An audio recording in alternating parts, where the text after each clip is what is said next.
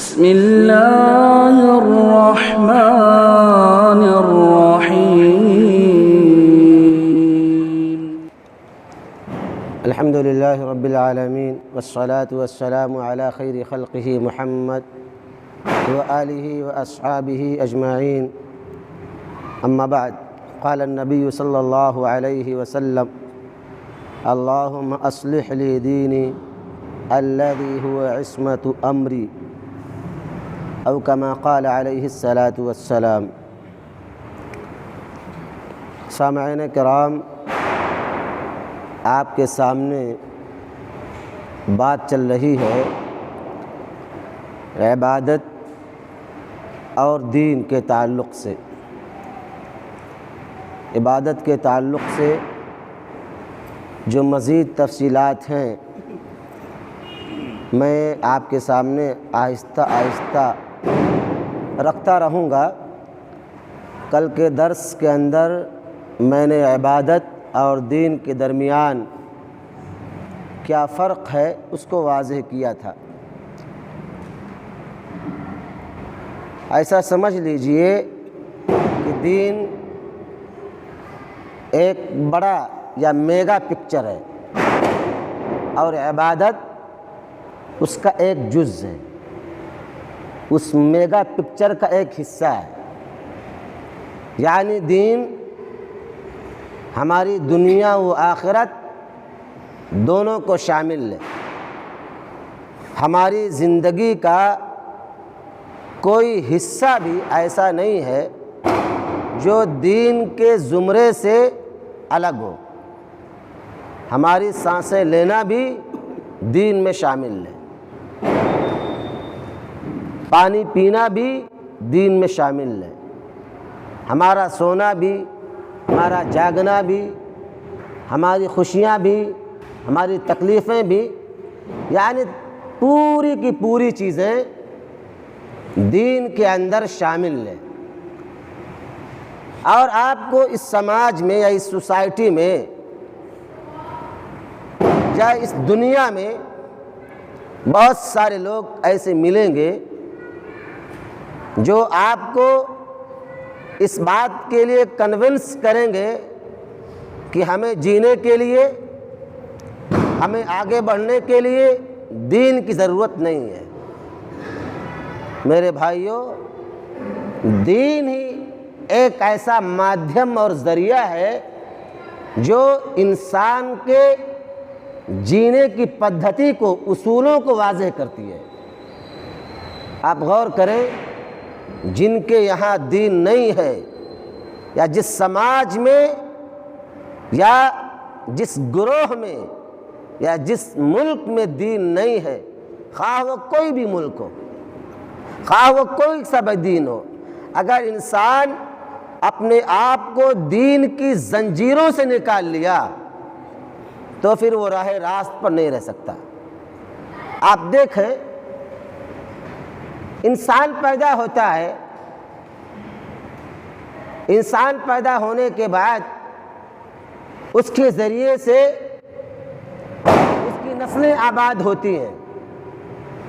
اللہ سبحانہ تعالیٰ نے اس میں بہت سارے رشتے محترم اور محرم بنائے ہیں۔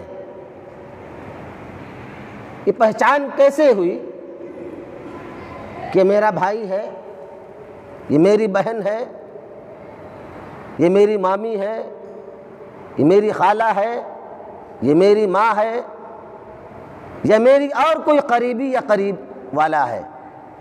یہ پہچان اسی دھرم اور دین نے دلایا ہے، خواہ کوئی بھی دھرم ہو۔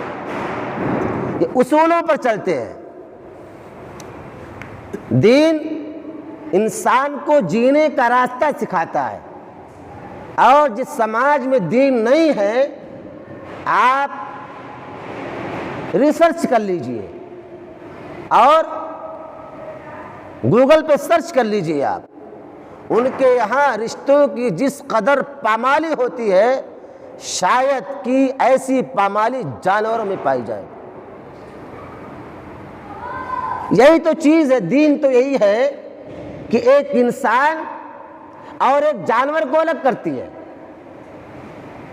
کیونکہ جانور کے پاس کوئی دین نہیں ہے، ان کے جینے کا کوئی گائیڈ لائن نہیں ہے، ہمارے پاس گائیڈ لائن ہے، ہمارے پاس حدود اور قیود ہیں۔ آپ دیکھیں لوگ بکریاں لے کر نکلتے ہیں، ادھر بھی منہ مارتی ہیں ادھر بھی منہ مارتی ہیں، کیوں؟ اس لیے کہ ان کے لیے کوئی گائیڈ لائن نہیں ہے۔ اور ہمارا معاملہ یہ ہے کہ جب ہمیں چلنے کے لیے کہا گیا تو یہ بتایا گیا کہ نظروں کو نیچی رکھی جائے۔ ہم جب راستے پر چلیں یا ہماری مائیں اور بہنیں چلیں تو انہیں یہ سکھایا گیا کہ پورا راستہ نہ گھیرا جائے، راستے کا جو کنارہ والا حصہ ہے، راستے کے کنارے سے اپنے آپ کو لے کر شانتی سے امن و امان کے ساتھ اپنے آپ کو نکال لیا جائے۔ یہ اصول اور ضابطہ دین سکھاتا ہے۔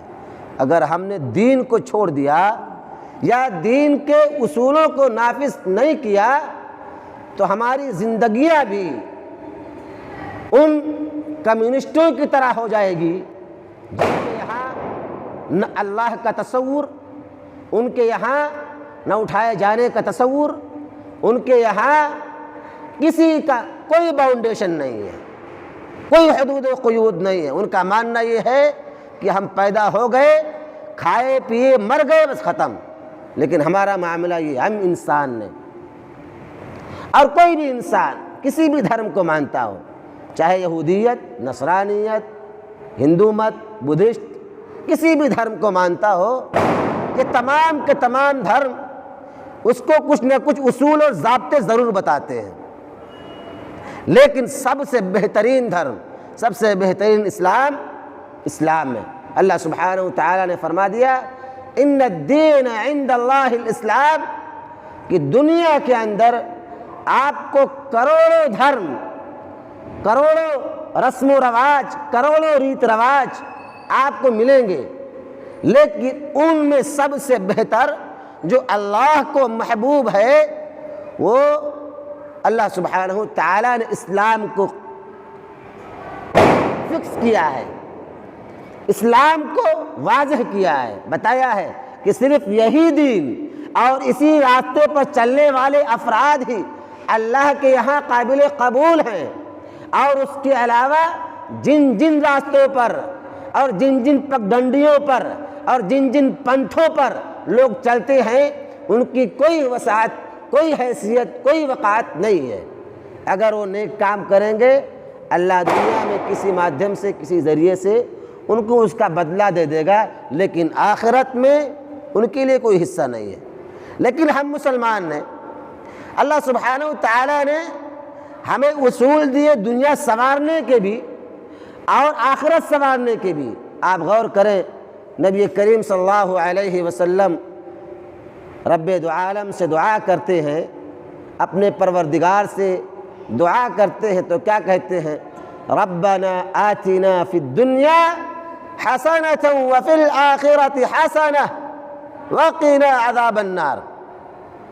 آپ نے اللہ سے دعا کی، اللہ سے مانگا تو کیا کہا کہ پروردگار ہمیں دنیا بھی نواز، آخرت بھی نواز، جہنم سے بچا بھی۔ آپ قرآن کی اس آیت کی تلاوت کریں، اللہ سبحانہ تعالیٰ فرماتا ہے لا تنس نصیبک من الدنیا، کہ ہمارا مذہب ایسا نہیں ہے کہ اگر ہم اہل اسلام ہیں تو ہمارا کام جنگلوں میں یا گاؤں سے باہر ویرانوں میں کٹیا بنا کر صرف اللہ اللہ کرنے کا نام یہ دھرم نہیں ہے، اسلام نہیں ہے۔ اسلام یہ ہے کہ آپ دنیا بھی سنواریں، آخرت بھی سنواریں۔ اسلام یہ ہے کہ آپ بیوی بچوں کے ساتھ بھی رہیں اور اللہ والی بھی کرتے رہیں۔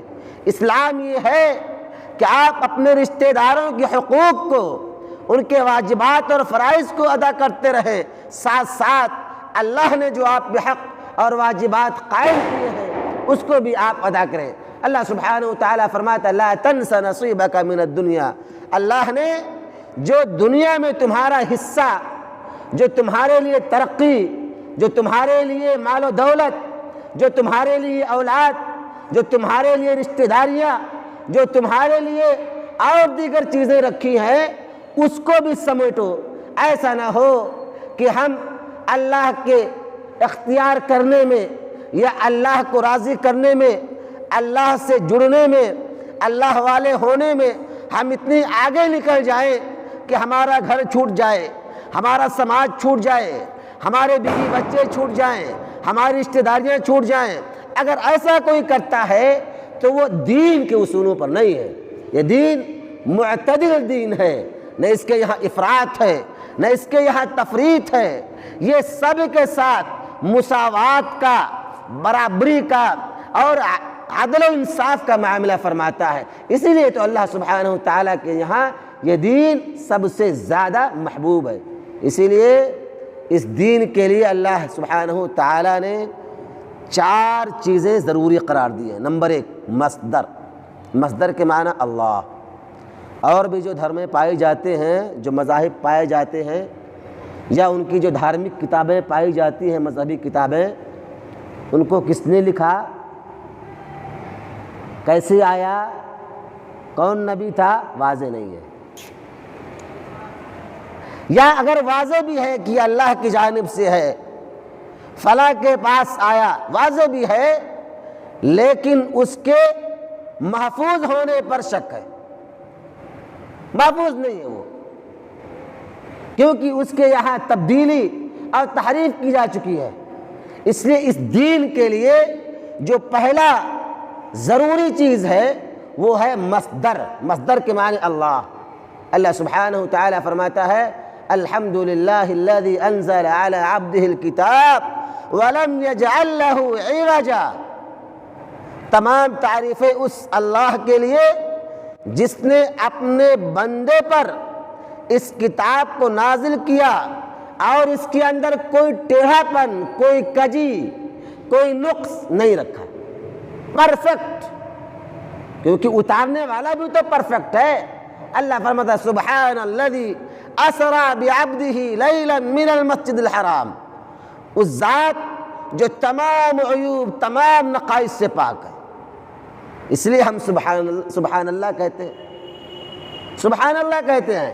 نبی کریم صلی اللہ علیہ وسلم نے فرمایا، بخاری کی سب سے آخری حدیث، کہ کلمتان حبیبتان، 2 کلمے ایسے ہیں جو اللہ کو بہت زیادہ محبوب ہیں، اور خفیفتان فی اللسان، زبان پر بہت ہلکے ہیں، ثقیلتان فی المیزان، وزن میں بہت بھاری بھرکم ہے۔ آپ نے فرمایا سبحان اللہ وبحمدہ سبحان اللہ العظیم، یعنی آدمی ہر طرح سے اللہ کے تمام نقائص جو لوگ بیان کرتے ہیں اس کی نفی کرتا ہے، اس بات کا اقرار کرتا ہے کہ پروردگارا تیرے جیسا منزہ، تیرے جیسا پاک اور تیرے جیسا بے داغ کوئی نہیں ہے۔ سبحان اللہ، ہم اس اللہ کی پاکی بیان کرتے ہیں جو تمام نقائص سے پاک ہے، تمام عیوب سے، تمام غلط چیزوں سے پاک ہے۔ تو اس اللہ نے جو کتاب نازل فرمائی، جس کی صفت یہ ہے کہ وہ منزہ ہے اور تمام عیوب سے پاک ہے، وہ اپنی کتاب میں کجی کیسے چھوڑے گا؟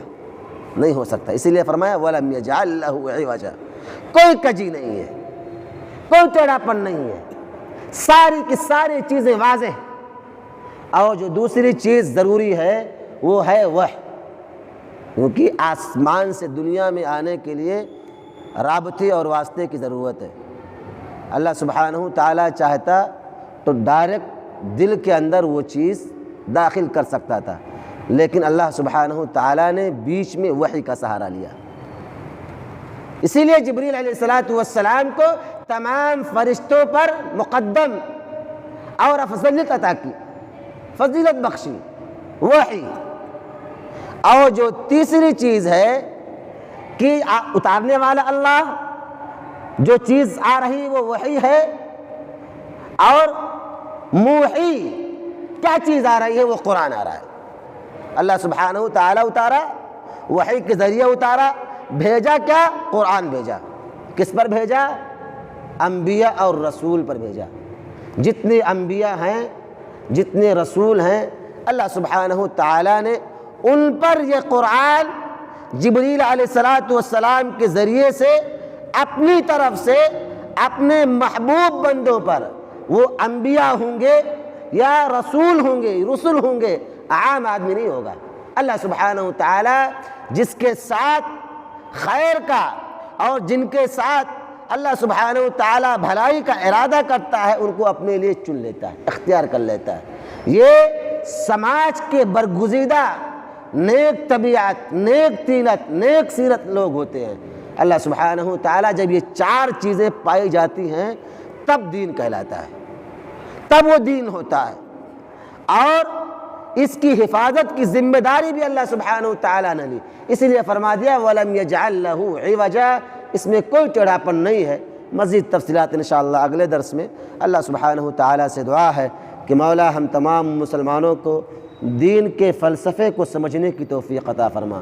الہ العالمین ہمیں دین اور عبادت کیوں دیا گیا اس کے مفہوم کو سمجھ کر اپنی زندگیوں میں نافذ کرنے کی توفیق عطا فرما۔ الہ العالمین ہم تمام مسلمانوں کو دین کے تقاضے پر کھرا اترنے کی توفیق عطا فرما۔ الہ العالمین ہمیں اپنی زندگیوں کو عمل سے آباد کرنے کی توفیق عطا فرما۔ الہ العالمین ہماری زندگیاں جو عملی کوتاہیوں سے ویران ہیں مولا پھر سے انہیں شاد و آباد کرنے کی توفیق عطا فرما۔ آمین۔ السلام علیکم ورحمۃ اللہ وبرکاتہ۔